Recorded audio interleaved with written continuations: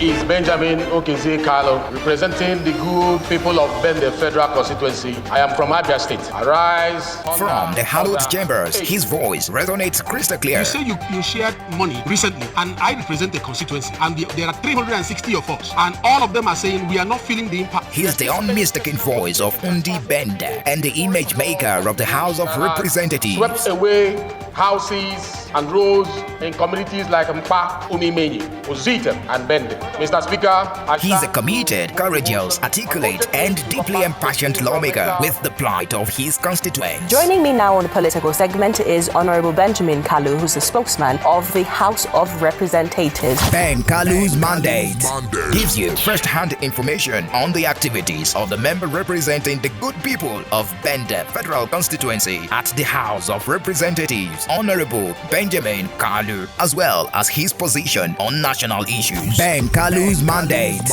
airs on Flow 94.9 FM, Vision Africa 104.1 FM, and Real 99.1 FM every Tuesday by 10:30 a.m. Ben Kalu's mandate. Gains of quality representation. Well, you must have heard the promo on radio, and this is the first edition of the program.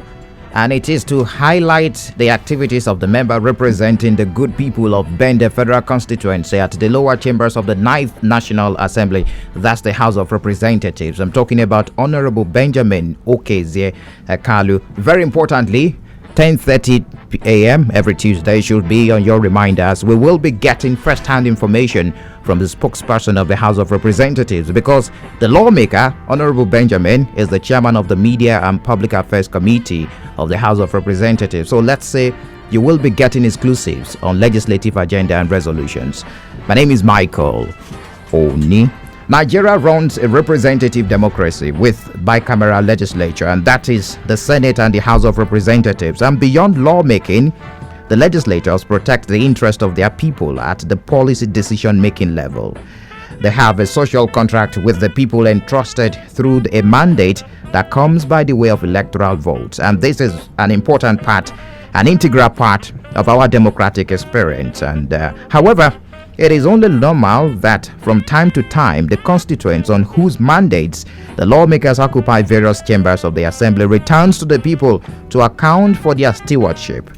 This is the first installment of a weekly interface with the member representing Bende Federal Constituency at the House of Representatives, Honorable Benjamin Kalu, and we call it Ben Kalu's mandate. On this platform, he accounts for his representation on a weekly basis and responds to national issues as a spokesperson of the House of Representatives for the owners of the mandate, the great people of Bende across Abia State. It's a simulcast.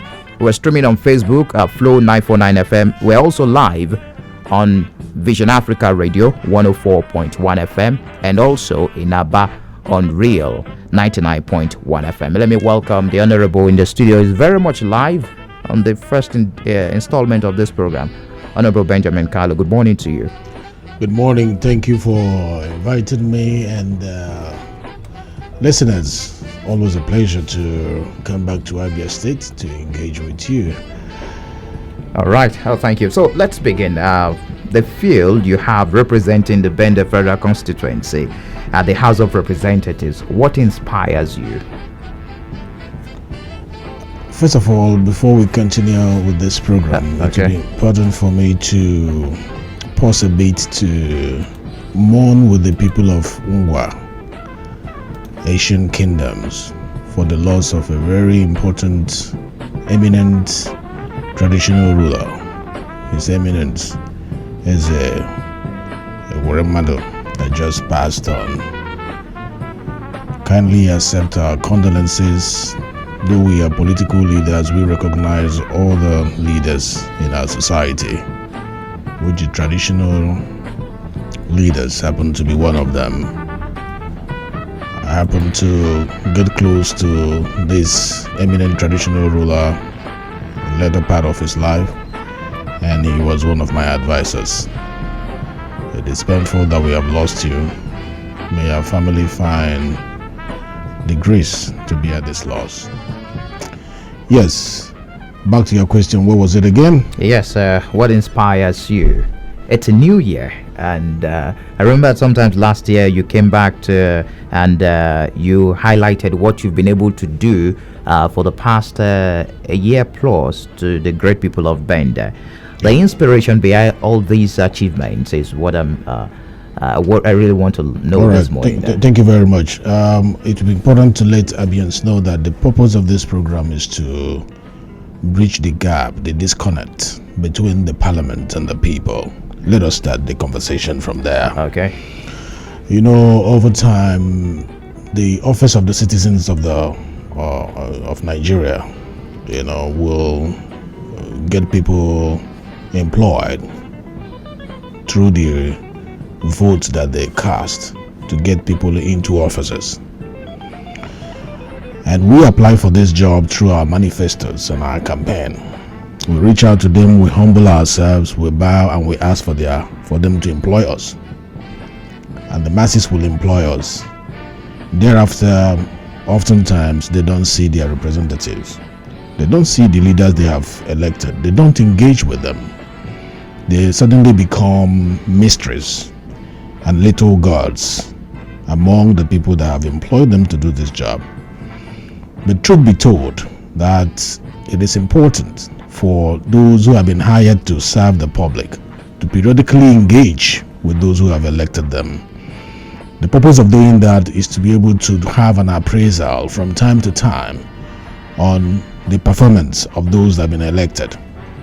To wait for 3 years, 4 years, and then start running around these people, throwing money around them, is a disservice. And this has fueled a whole lot of misconception and assumptions, misinterpretation, and mismanagement of expectations in the minds of the people that have sent us to do this job. And lack of information is what has fueled the more. The more you inform the people, the more you engage the people, the more they understand what you are doing, the more they understand your roadmap, the more they will reduce their questions, because transparency will be showcased, because accountability will be showcased, and the people will know that you are not serving self, you are serving them. So this is the purpose of this platform, because I am one of those who has been seeking for platforms to engage the people the more, to interact with the people, get their questions, both relevant questions, both irrelevant questions. I want it to be asked on this platform. All right. We will give answers to the relevant ones, and we'll be able to explain few things with regards to one, the people of Bende that I represent and their needs and what we're doing about them. Two, the laws, the bills that we make and the reasons behind them at the National Assembly. Three, the motions and the resolutions that we reach, the reasons behind them and how it affects the life of our people. Four, the oversight functions on the executives and how this watchdog function is very relevant in making sure that the taxpayers' money is being followed to the end. And finally, as the spokesperson of the House of Representatives, I think Abians deserve to hear firsthand information on the activities of the National Assembly through their son, who is there speaking as the image maker of the House of Representatives. So all these five functions or issues are the things that will be coming up in the course of our discussions. We'll discuss national issues, we'll discuss state issues, and see how we'll be able to clear some gray areas in the mind of the people we are leading. It is important we keep this conversation going on, and it is promising to be a very interactive engagement. It's not only going to be in English language, it's going to be both English, Igbo, broken English. We're not coming here to showcase how much we can speak grammar. We're coming here to see how much we can converse. I'm happy that you've highlighted the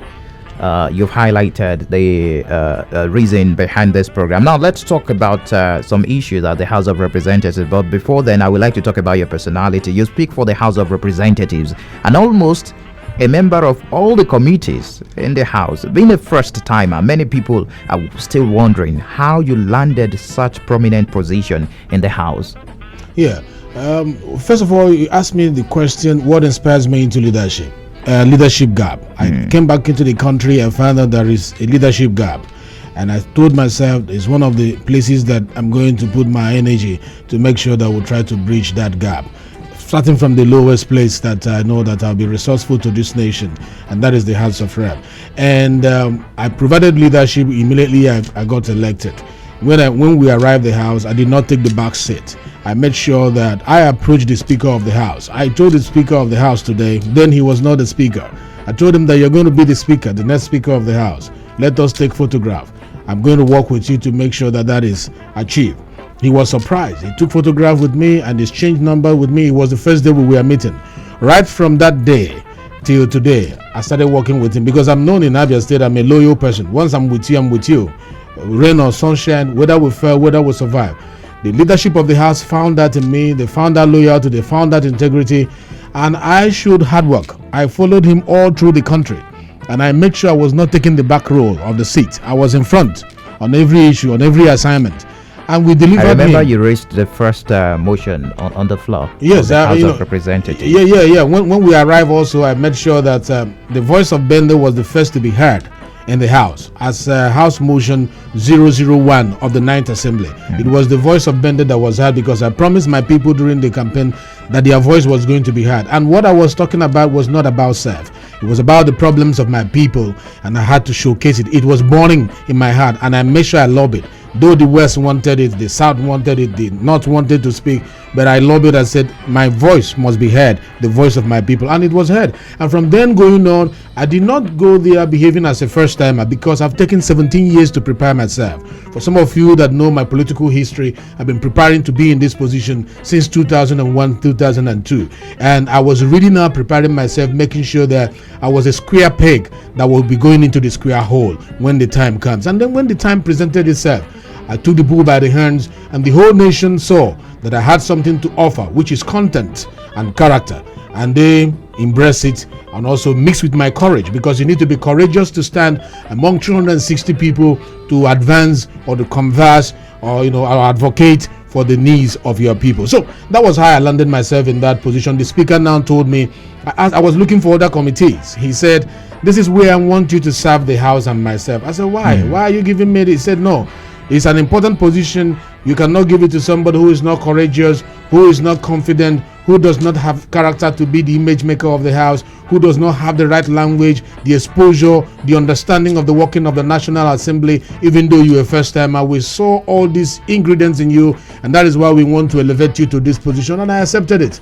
And so far so good. I'm sure the leadership of the House and the members of the National Assembly, they are happy with the work we're doing so far. Interesting. I would like to throw the lines open because this is the first installment of the program. Let's get a call or two calls, and we'll take just a story on the national level, and of course we'll wrap up the program. It's going to be a weekly conversation with the member representing the good people of Bende Federal Constituency at the House of Representatives, Honorable Benjamin Okezie Kalu. The lines are very much open now. 0808-182-6949 or 0811-605-2949. You have just 45 seconds. Good morning to you.